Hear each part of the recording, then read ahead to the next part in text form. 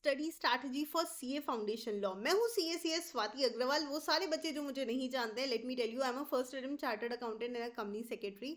I am director of Ekagrita CA and one of the founder as well, and it's been 10+ years I have been teaching। वो सब लोग जो बहुत ज़्यादा tension में है कि इन 15 दिनों को किस तरह से यूज़ किया जाए, किस तरह से हम ऐसी प्रिपरेशन करें कि यार कुछ भी हो जाए एग्जाम तो क्लियर हो ही जाए, उनके लिए सेशन मस्ट टू वॉच है।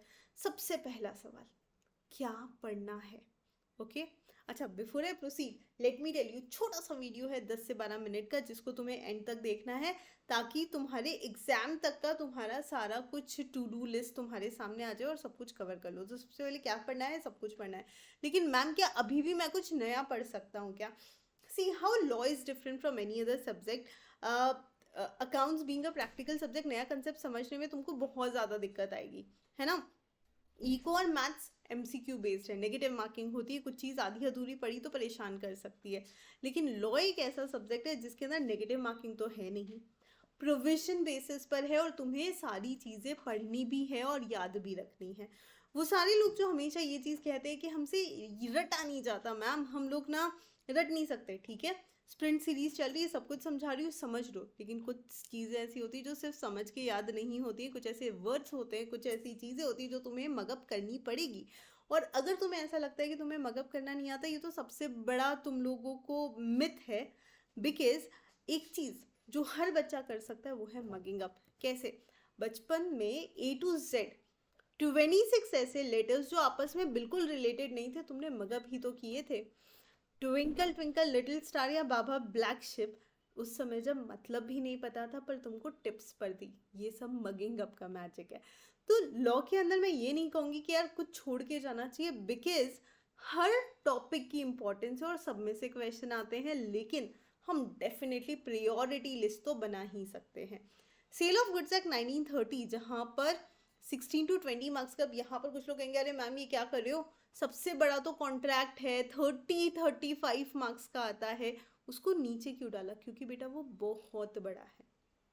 Okay, so suppose someone wants to do a profitability analysis kind of a thing, और पैरेटो एनालिसिस जिसको हम कहते हैं कि यार मैं इतने टाइम में इतना करूँगा तो इतने मार्क्स मिलेंगे, तो मैं पहले क्या करूँ?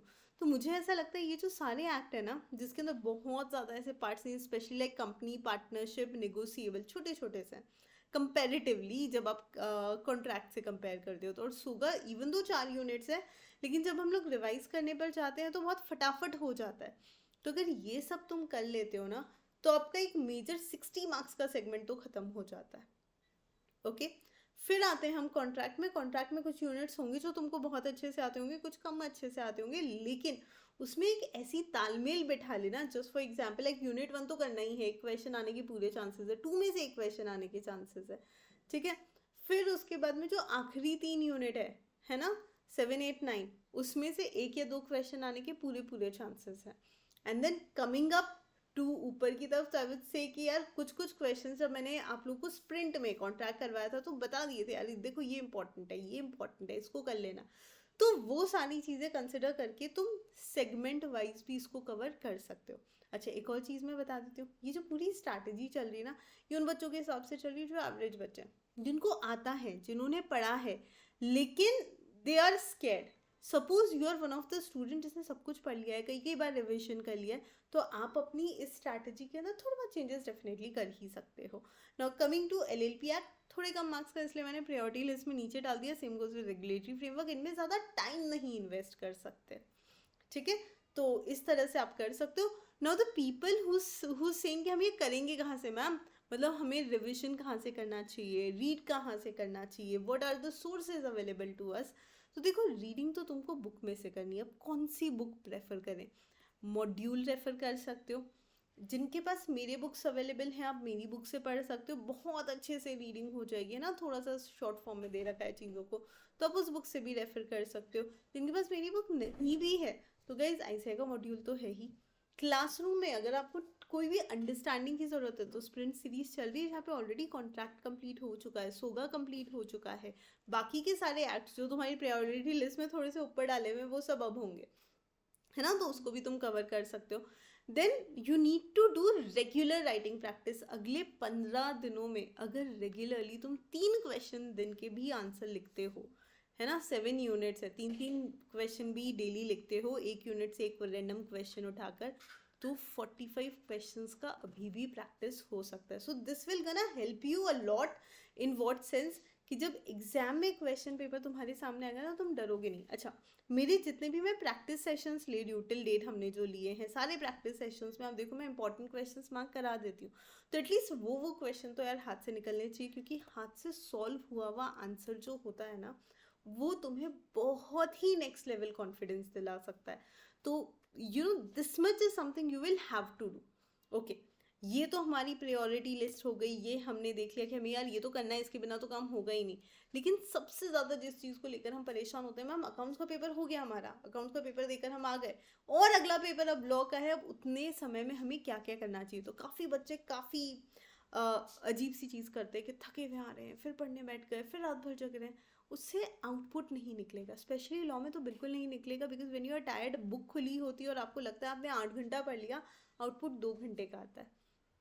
तो आप एग्ज़ाम ख़त्म कीजिए, घर पहुंचिए, घर आप 6 साढ़े 6 तक पहुंचकर थोड़ा सा रिलैक्स होकर 7 साढ़े 7 बजे फाइनली अपनी बुक्स ओपन कीजिए। 3 4 घंटे वो उस दिन को दीजिए जहाँ पर आप 1 2 एक्ट कवर कर सकते हो।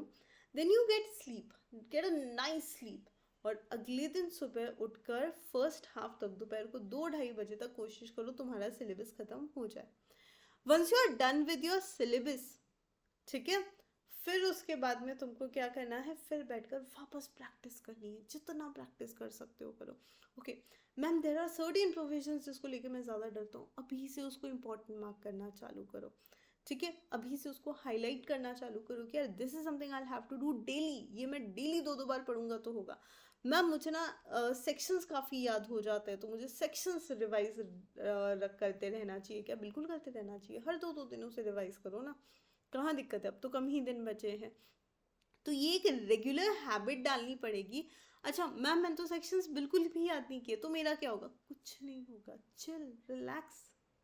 ओके, थोड़ा सा चिलैक्स हो जाओ यहाँ पर, क्योंकि तुम लोगों को एक चीज़ समझनी पड़ेगी कि इवन दो सेक्शंस याद करे या नहीं करे हैं, लेकिन एग्जाम में सिर्फ इम्पोर्टेंट सेक्शंस ही तो तुम लोग को याद रखने की ज़रूरत है, सारे सेक्शंस वैसे भी कोई नहीं कहता है याद रखो। Okay, so if you will start today in little more समझदारी वाले तरीके से, if you will start today with little more planning, तो उसका एग्जीक्यूशन तुमको परफेक्ट रिजल्ट देगा, राइट? तो आज ही हमें शुरू करना है, सही तरीके से शुरू करना है, ताकि लास्ट डे की हम लोग बेस्ट तरीके से प्रिपरेशन कर सके। तो ऑल एंड ऑल रीड करना है, नहीं समझ में आ रहा है या फिर लगता है थोड़ा सा फास्ट पढ़ना है, तो क्लास में पढ़ाई करनी है, बाद में वापस से देखना है कि हमें कितना याद है या नहीं है, क्वेश्चन आंसर्स की प्रैक्टिस करनी है। अगले 15 दिनों में ये सारी चीज़ें तुम्हें बहुत आगे ले जाएगी, और जो इंपॉर्टेंट क्वेश्चन तुम्हें लगते हैं कि यार ये वाला क्वेश्चन तो पढ़ा था फिर भी मैं नहीं कर पा रहा हूँ अटेम्प्ट, तो उसको तुम लोग स्टार मार्क करके रखोगे, उसको अलग से हाईलाइट करके रखोगे, ताकि वो क्वेश्चन तुम बाद में वापस से कर सको। तो ये कुछ छोटी छोटी चीज़ें हैं जो तुमने करके रखी, तो आखिरी 1.5 दिन में तुमको बिल्कुल भी परेशानी नहीं आएगी। वहाँ पर without any doubt I will be there for the entire revisions, marathon, सब कुछ।